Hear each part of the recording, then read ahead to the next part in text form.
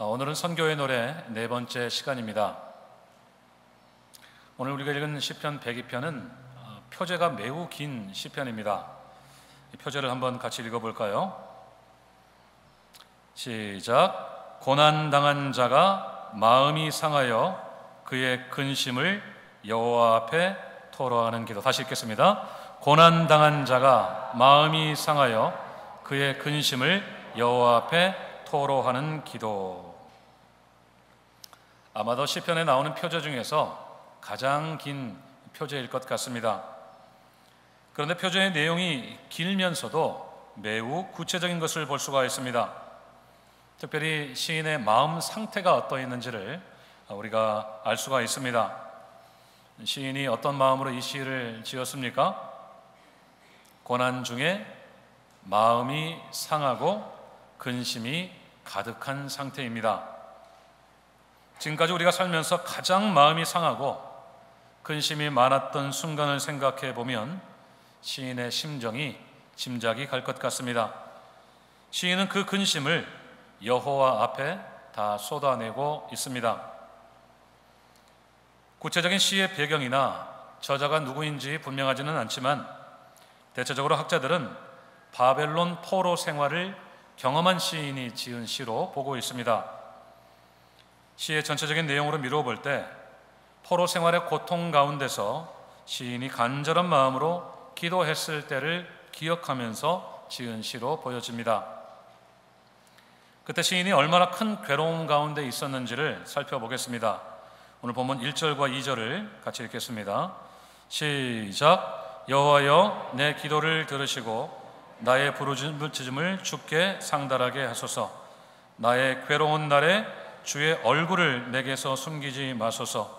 주의 귀를 내게 기울이사 내가 부르짖는 날에 속히 내게 응답하소서. 아멘. 그저 읽기만 해도 시인이 얼마나 절박한 상황 가운데 있었는지를 짐작해 볼 수가 있습니다. 하나님께서 자신의 간절한 부르짖음을 들어주시라는 기도입니다. 차라리 비명에 가까운 절규라고 할 수가 있습니다. 이것은 지금 시인의 기도가 응답되지 못하고 있다는 것을 우리에게 보여줍니다. 마치 우리가 긴급한 일이 있어서 누군가에게 전화를 거는데 상대방이 아무런 응답을 하지 않는 상황과도 같습니다. 나는 한시가 급한데 전혀 응답이 없는 그런 답답한 상황입니다. 그것이 시인을 몹시 괴롭게 했습니다. 우리가 간절한 마음으로 기도할 때 하나님이 응답해 주시면 그것만큼 기쁘고 감사한 일이 없는데 반대로 하나님이 침묵하시는 것 같은 때에는 그것만큼 답답하고 어려운 일이 없습니다. 시인은 지금 하나님께서 자신의 얼굴을 숨기시고 자신에게 귀를 닫으시는 것 같아서 몹시도 괴로워하고 있습니다. 그 괴로움이 언제까지 계속될지 알 수가 없어서 시인의 하루하루는 괴로운 나날의 연속이었습니다. 3절을 보십시오. 시인은 자신의 나날이 연기같이 소멸하고 자신의 뼈가 숯과 같이 탔다고 했습니다. 계속되는 고통의 그는 자신의 남은 날들이 마치 연기처럼 사라져가는 것 같았습니다. 자신의 생명이 신속하게 단축되는 것처럼 느끼고 있습니다. 그런 가운데 시인은 자신의 뼈가 숯과 같이 탔다고 했습니다. 여러분, 이 숯이 얼마나 뜨겁습니까? 시인은 마치 자기의 온 몸이 뜨거운 불에 타서 숯이 되어버린 것처럼 그런 큰 고통을 당하고 있습니다. 그 고통 때문에 시인은 식음을 전폐합니다. 4절에서 시인은 음식 먹기도 잊어버렸다고 했습니다. 우리가 고통이 심하면 어떻습니까? 먹고 싶은 생각 자체가 없어져 버리죠. 그냥 아무것도 먹기가 싫어지고 먹는 것조차 잊어버리게 됩니다. 그래서 시인은 자신의 마음이 풀같이 시들어 버렸고 심지어 5절에서 자신의 살이 뼈에 붙었다고 했습니다. 그야말로 피골이 상접한 가운데 그는 서서히 죽어가고 있었던 것입니다. 사람이 그렇게 힘들 때는 누구라도 옆에 있어줘야 되는데 엎친 데 덮친 격으로 시인은 극심한 외로움을 호소하고 있습니다. 6절에서 시인은 광야의 올빼미 같고 황폐한 곳에 부엉이 같다고 했습니다. 이 올빼미나 부엉이는 다 같은 종류의 날짐승인데요, 그 특징이 무엇입니까? 큰 눈을 가지고 있죠. 그리고 야행성입니다. 밤에 활동하는 새입니다. 사람이나 대부분의 짐승들이 다 자는 시간에 올빼미는 그 큰 눈을 번쩍 뜨고 밤을 지새웁니다. 지금 시인이 밤잠을 제대로 자지 못하고 있다는 것을 우리에게 말해주고 있습니다. 고통이 너무나도 심해서 먹고 싶은 생각이 없는 데다가 밤에 잠도 제대로 이루지 못하고 있습니다. 정말로 최악의 상황입니다. 그렇게 극심한 고통에 밤을 꼬박 세운 시인은 7절에서 지붕 위에 외로운 참새 같다고 했습니다. 이것은 철저한 단절을 말합니다. 가족이나 친구들, 곁에 있는 사람들과의 완전한 단절 가운데 시인은 극도의 외로움을 호소하고 있습니다. 시인을 더욱 힘들게 하는 것은 원수들의 공격입니다. 8절을 보십시오. 시인은 원수들의 비방과 조롱을 하루 종일 당하고 있습니다. 우리가 누군가에게 안 좋은 소리를 한두 마디만 들어도 어떻습니까? 마음이 상하고 우울해지고 답답해지고 그러죠. 그렇게 마음에 시험이 드는데 우리를 미워하는 자에게 종일 나쁜 말로 공격을 당한다면 어떻게 되겠습니까? 그것도 원수들이 시인을 가리켜서 맹세까지 했다고 했습니다. 원어적으로 시인을 저주했다고 하는 뜻입니다. 시편에 종종 나오는 말이 있죠. 너의 하나님이 어디 있느냐? 그렇게 고통당하는 너를 하나님이 왜 버리고 계시느냐? 왜 그 하나님은 너를 잊어버리셨느냐? 라고 하는 조롱입니다. 그래서 시인은 9절에서 죄를 양식처럼 먹고 눈물 섞인 물을 마셨다고 했습니다. 유대인들이 큰 슬픔을 당하면 죄를 뒤집어 쓰지 않습니까? 그 슬픔 중에 시인이 겨우 물 한 모금을 마시는데 거기에 눈물이 섞여 있다고 할 만큼 시인의 눈에서는 눈물이 마르지 않고 있습니다. 뭐라도 음식을 조금이라도 먹어야 좀 기운을 차릴 텐데 그는 음식 대신 죄와 눈물을 먹고 마시는 괴로움 가운데 있습니다. 가장 심각한 것은 하나님께 대한 불평입니다. 본문 10절을 함께 읽겠습니다. 시작. 주의 분노와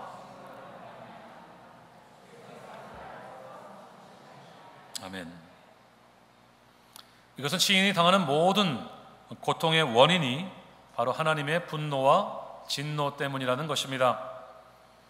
구약 성경에서 이 단어들은 사람들의 죄에 대한 하나님의 격렬한 반응을 가리킬 때 쓰이는 단어들입니다.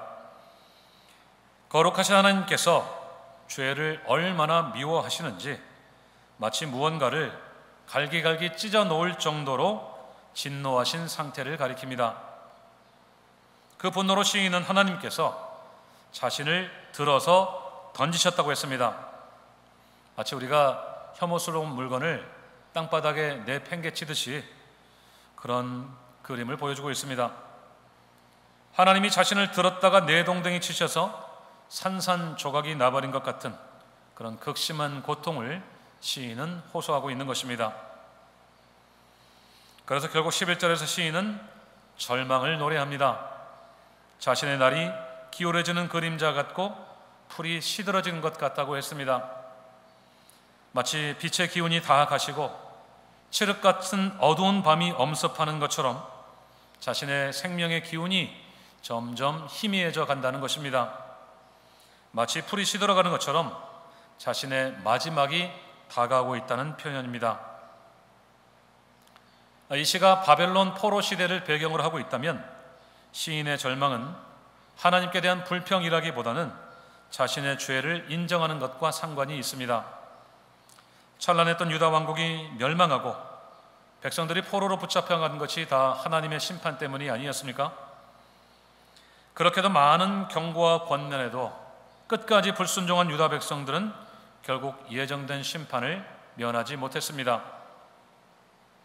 그런 면에서 볼 때 시인이 자신의 고통을 하나님께 쏟아놓는 것은 도우심을 베풀어 달라는 요청이라고 할 수가 있습니다.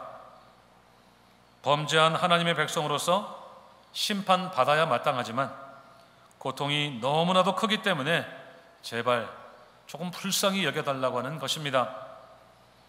뼈가 숯같이 타들어가고 먹지 못해 피부가 뼈에 붙어버리고 재와 눈물을 먹고 마시는 자신에게 자비와 긍휼을 베풀어 주시라고 하는 간절한 호소입니다.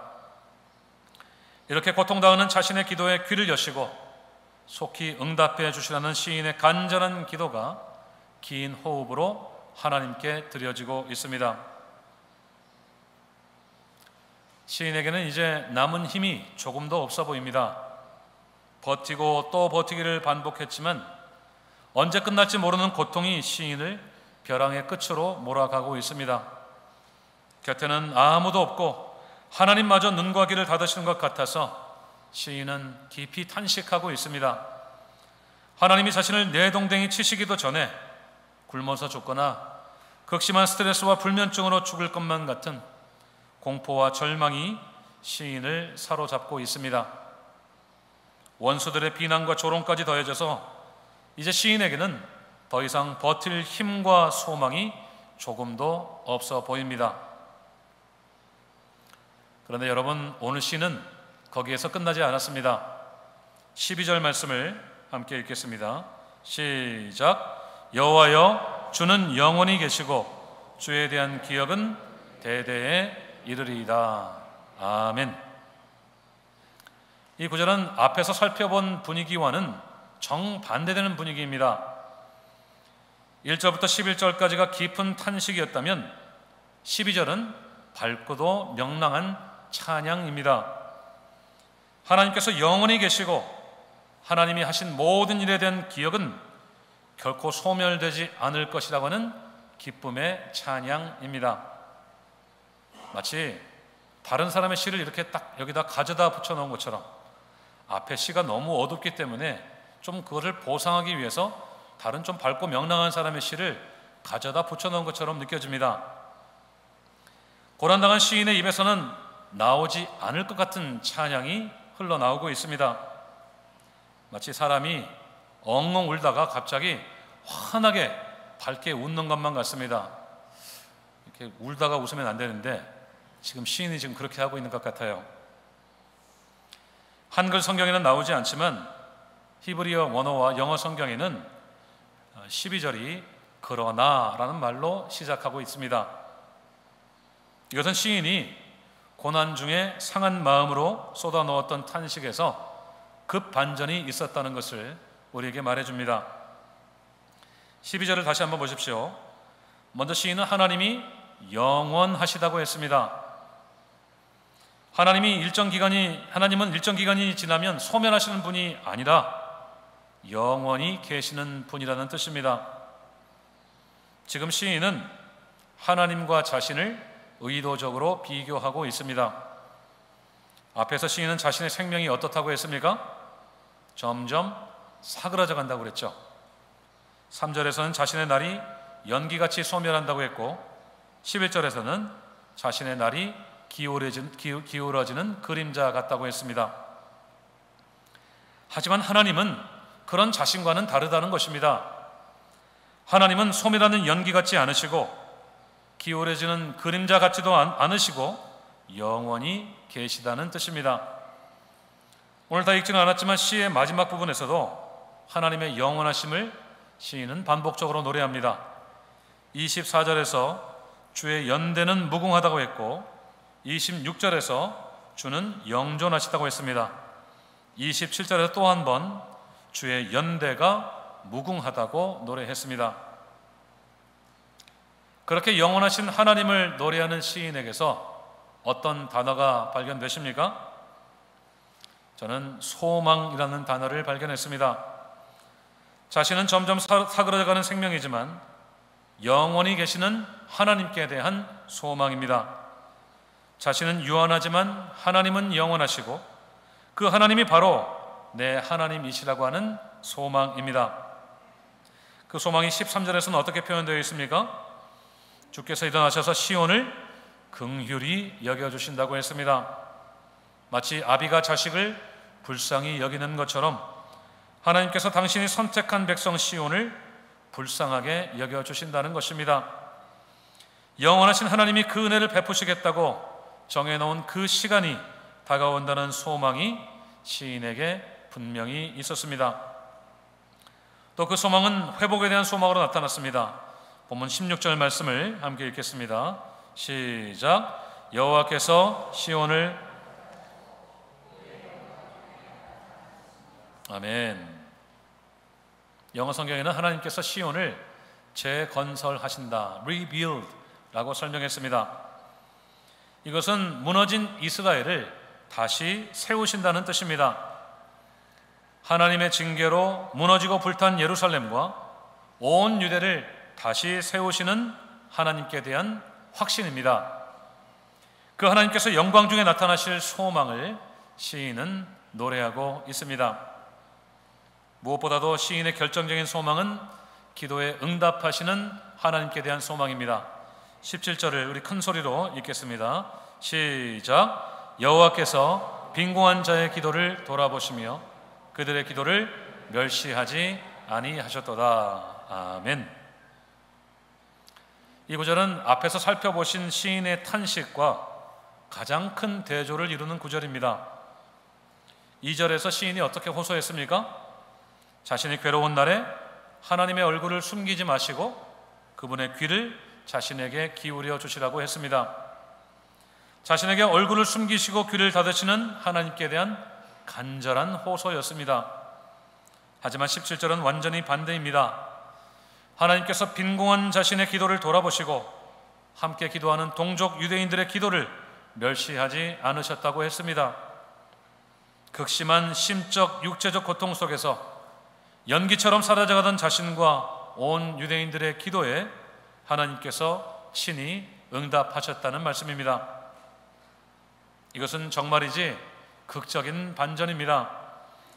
거절된 기도가 응답되는 반전이고 하나님께서 숨기셨던 얼굴을 다시 보여주시고 닫으셨던 귀를 다시 여시는 반전이었습니다. 19절도 보십시오. 하나님께서 높은 하늘에만 계시는 것이 아니라 땅을 내려다 보셨다고 했습니다. 그래서 20절에서 하나님께서 갇힌 자의 탄식을 들어주시고 죽을 운명에 있는 자들을 해방해 주셨다고 했습니다. 하나님께서 포로된 자에게 자유를 주셔서 살게 해 주셨다는 것입니다.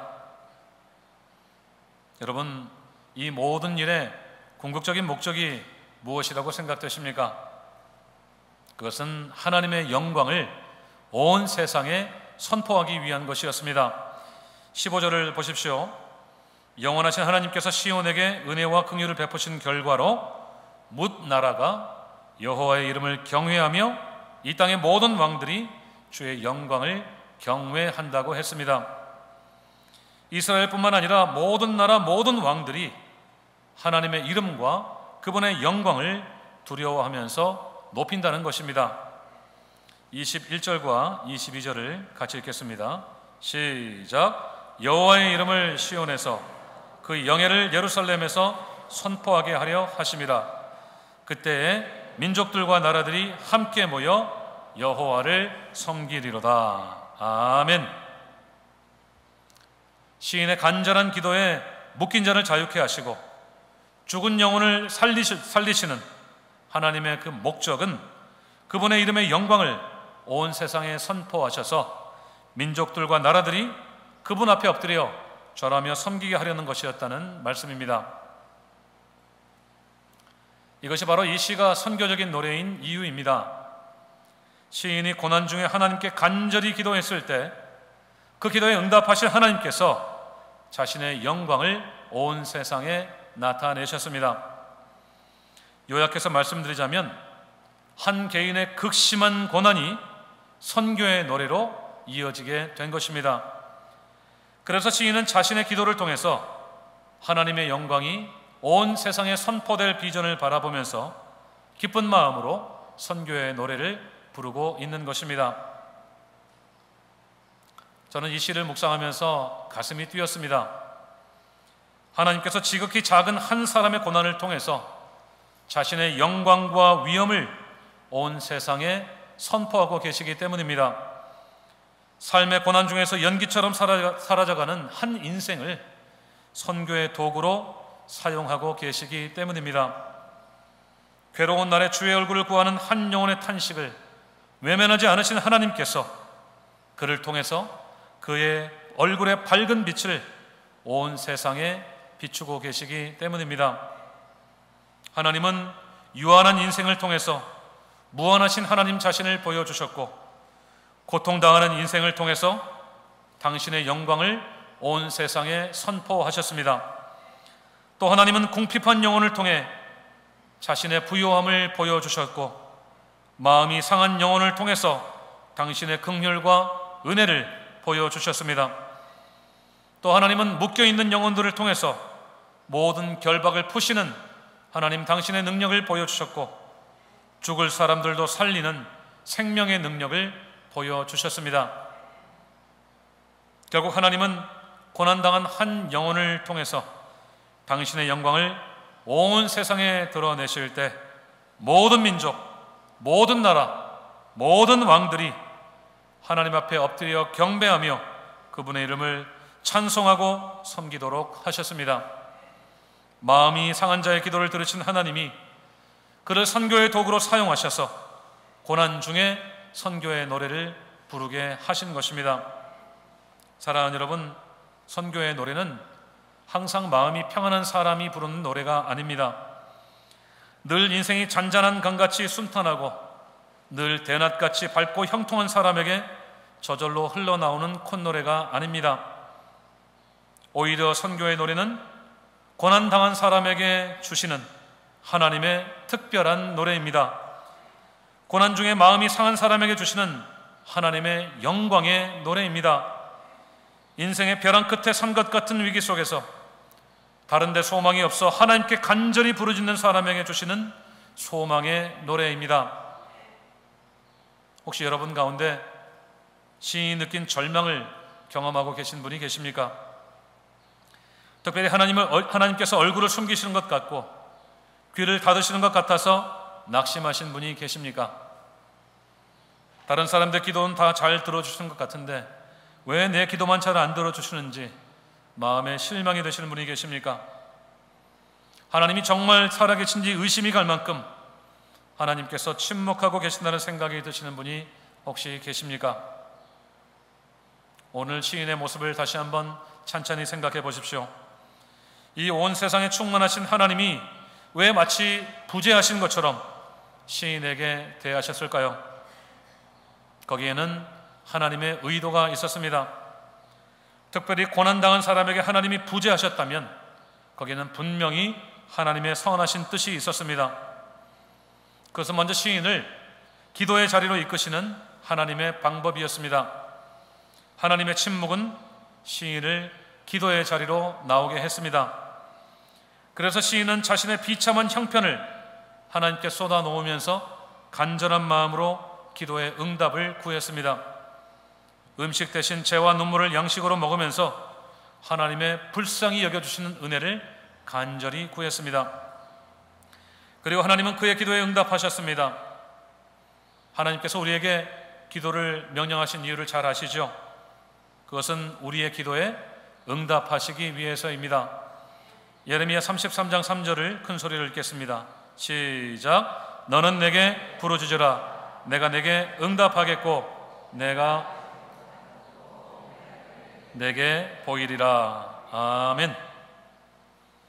하나님은 우리의 기도에 응답하시기 위해서 우리에게 기도를 명령하셨고 우리가 알지 못하는 크고 은밀한 일을 보이시겠다고 약속하셨습니다. 고난 중에 탄식으로 드린 시인의 기도를 하나님께서 응답하셨고 그가 생각하지도 못했던 하나님의 영광이 자신뿐만 아니라 온 세상에 밝히 드러났습니다. 그것은 분명히 시인이 알지도 못했고 예상하지도 못했던 일입니다. 그는 자신을 고난에서 건져주시라고 기도했는데 하나님은 그분의 영광을 드러내 보여주셨던 것입니다. 결과적으로 이 세상 어디에나 계신 하나님이 시인에게 부재하셨던 것은 그분의 영광을 드러내기 위한 거룩하고 선하신 뜻이었습니다. 그것은 고난을 통해 당신의 영광을 드러내시는 하나님의 역설적인 섭리였습니다. 그것도 마음이 상한 한 영혼을 사용하셔서 온 세계와 열방이 하나님의 이름을 경외하며 찬양하게 하시는 크고도 놀라운 섭리였습니다. 사랑하는 여러분, 오늘도 하나님은 고난당한 한 영혼을 주목하신다는 것을 꼭 기억하시기를 바랍니다. 인생의 깊은 고난에 있는 한 영혼의 탄식을 하나님은 결코 외면하지 않으십니다.